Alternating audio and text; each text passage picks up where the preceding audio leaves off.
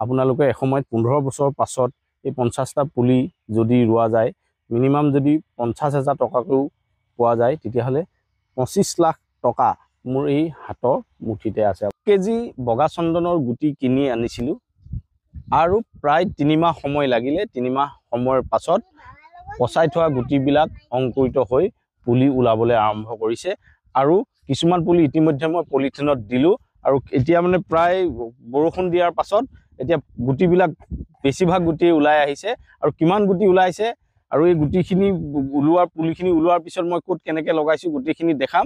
কিন্তু মই আজি ক'ব বিচাৰিছোঁ যে আচলতে চন্দন পুলিৰ দাম কিয় বেছি হয়। আপোনালোকে জানে যে চন্দন পুলিৰ দাম যথেষ্ট বেছি, 50 টকা, 60 টকা, 80 টকা, 250 টকালৈকে মই বিক্ৰী কৰা দেখিছোঁ। কিন্তু মই অৱশ্যে ইমান বহুত বেছি দামত বিক্ৰী নকৰোঁ, এটা ন্যূনতম ভেলু লওঁ। কেজি গুটি গজাবলৈ মই যথেষ্ট কষ্ট কৰিব লগা হৈছে। কষ্ট মানে অন্য কি, যে বহুত বেছি সময় লাগে গুটিবিলাক অংকুৰিত হ'বৰ কাৰণে। এয়া মই ইয়াত দিছিলোঁ, চাওক এইখিনি এতিয়া ওলাই আছে, একদম ধুনীয়াকৈ লহপহকৈ ওলাইছে আৰু বৰষুণ দিয়াৰ পাছত একদম ঘনকৈ ওলাই আহিছে। আৰু ইয়াত এইটো মাটিৰ যিটো বেড, এই মাটিৰ বেডটোতো আপোনালোকে চাওক বৰ ধুনীয়াকৈ ওলাই আহিছে। আৰু মই এই যি 1 কেজি গুটি পচাইছিলোঁ, এই 1 কেজি গুটিত প্ৰায় এতিয়ালৈকে 2000 মান পুলি ওলাইছে।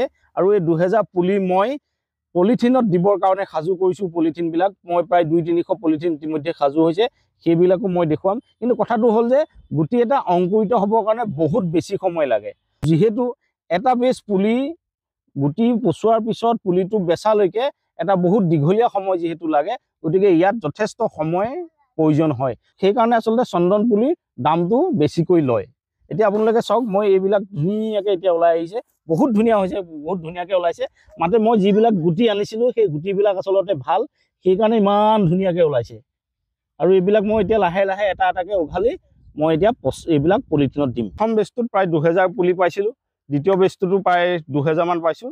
দ্বিতীয় বেচটোৰ পুলিবিলাকো বিক্ৰী হৈ আছে আৰু তৃতীয় বেচটো আপোনালোকে এইখিনি পুলি দেখিছে। আচলতে মই সেই যি 2000 টকাৰ 1 কেজি গুটি আনিছোঁ, এতিয়া যিখিনি গুটি ওলাই আছে, সেই 2000 টকাতে মই প্ৰায় 2000 মান পুলি পাম চন্দনৰ। আৰু সেইখিনি বিক্ৰী কৰিলে মই কেইটকা লাভ কৰিম সেইটো আপোনালোকে এটা অনুমান কৰি লওক। এজোপা যদি আপোনালোকে গছ ৰুই থয়, তেতিয়াহ'লে নিশ্চিতভাৱে আপোনালোকে এদিন গৈ 10-15 বছৰৰ পাছত মিনিমাম 1 লাখ টকা এটা পাব। সেইকাৰণে আপোনালোকে অপেক্ষা নকৰিব। বিহু আহিলে, এতিয়া বৰষুণ দিব, এতিয়া গছ পুলি ৰোৱা আটাইতকৈ উত্তম সময়। এই সময়তে আপোনালোকে ৰোৱক।